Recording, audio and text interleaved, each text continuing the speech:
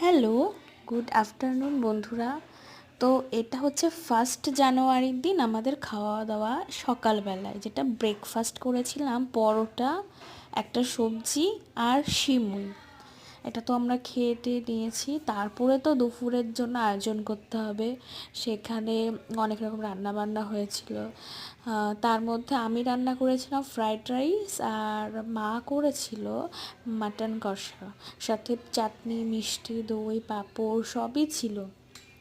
তো এইভাবে 1 জানুয়ারিটা খুব ভালোভাবে কেটেছে।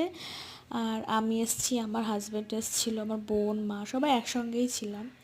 বেশ মজা করে এনজয় করেছি সেই দিনটা। তো আমার মতো, আমি তো এটা ভিডিওটা দিতে অনেক দিন দেরি হয়ে গেল। তো আমার মতো আরও কে কে তোমরা 1 জানুয়ারিতে কী কী করেছিলে তো কমেন্ট করে জানাও।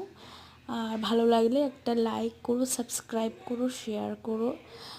তাহলে আমি আরও এগিয়ে যেতে পারবো, নতুন নতুন ভিডিও দিতে পারবো। ধন্যবাদ।